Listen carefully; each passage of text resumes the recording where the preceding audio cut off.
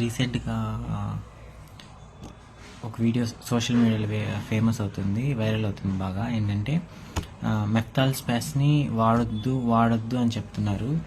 So ఇక్కడ నిజానికి ఏంటంటే మెఫ్తాల్ స్పాస్ అనేది బ్రాండ్ నేము. సో గవర్నమెంట్ మనల్ని మెఫ్తాల్ స్పాస్ వాడొద్దని చెప్పలేదు. మెఫెనమిక్ యాసిడ్ ఉన్న వాటిల్లో యూజ్ చేసే కేసెస్లో డ్రెస్ సిండ్రోమ్ వస్తుందని చెప్పింది మనకి. డ్రెస్ సిండ్రోమ్ అంటే అదొక హైపర్ సెన్సిటివిటీ రియాక్షన్ అనమాట.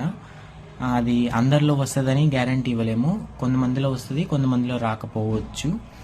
సో అదర్ డ్రగ్స్ కూడా ఉన్నాయి మనకు అలాంటివి తెచ్చేవి, లైక్ అమోక్సిలిన్ కానీ సల్ఫోనమైడ్స్ కానీ ఇలాంటివి చాలా చాలా ఉన్నాయి.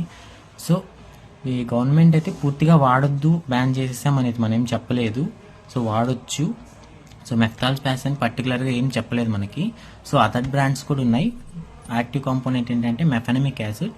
ఇచ్చే వాటిల్లో సైడ్ ఎఫెక్ట్స్ ఏమన్నా వచ్చినట్లయితే ఫీవర్ కానీ, ర్యాషెస్ కానీ, ఇస్నోఫీలియా కానీ, లుకేమియా కానీ, ఫేషియల్ ఎడిమా కానీ అంటే ఫేస్లో వాపు రావడం కానీ అలాంటివి ఏదైనా ఉన్నాయంటే వెంటనే పీసీఐ హెల్ప్ లైన్ వాళ్ళకి కాల్ చేసి కానీ వాళ్ళ వెబ్సైట్ ద్వారా కానీ మనం రిపోర్ట్ చేసామంటే ఫర్దర్ స్టడీస్కి ఈజీగా ఉంటుంది అనమాట. సో మీకు ఎవరికైనా ఇలా ఉంటే వెంటనే పైన కనిపించే హెల్ప్ లైన్ నెంబర్స్ కానీ వెబ్సైట్ ద్వారా కానీ రిపోర్ట్ చేయండి.